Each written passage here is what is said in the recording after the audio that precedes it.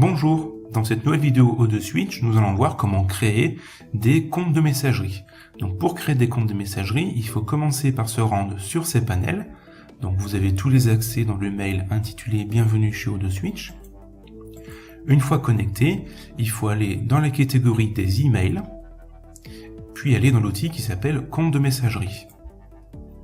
À ce niveau-là, on va créer un compte. Donc on va créer par exemple contact @ et là il faut sélectionner le nom de domaine sur lequel vous voulez créer votre messagerie.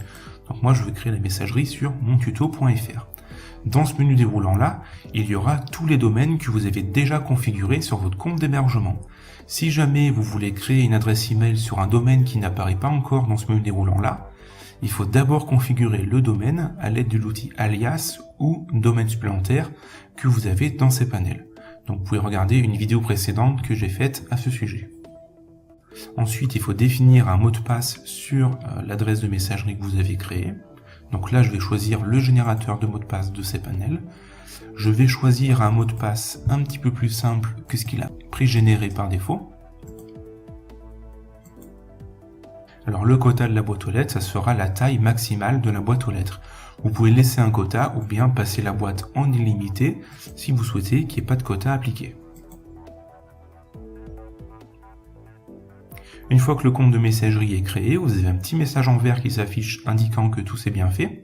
Et vous avez votre compte de messagerie qui apparaît dans un tableau récapitulatif de tous les comptes que vous avez créés. Dans ce tableau-là, vous avez différentes options. Vous avez la possibilité de changer le mot de passe de la messagerie. Vous pouvez modifier le quota pour mettre un quota ou justement passer un quota en illimité. Vous avez un outil configurer le client de messagerie qui donne des indications sur la configuration de l'adresse email sur un client de messagerie. Ça ressemble à ça. On verra comment configurer cette adresse email sur différents logiciels de messagerie dans des vidéos qui vont suivre. Vous avez la possibilité de supprimer le compte et dans l'onglet plus, vous avez la possibilité de suspendre le compte, suspendre l'identification ou suspendre la réception des messages. Vous avez aussi la possibilité d'accéder au webmail en ligne, ce qui permet de consulter vos messages en ligne à partir de votre navigateur web, à partir des webmails qu'on propose. Donc là, par exemple, je vais choisir Roundcube, qui est le plus adapté à mon sens. Et là, vous avez votre messagerie. Pour le moment, il n'y a aucun message dans cette messagerie, vu qu'elle est toute récente. Dans les vidéos qui vont suivre, nous allons voir comment vous pouvez lire vos messages et envoyer des messages à partir des webmails qu'on propose.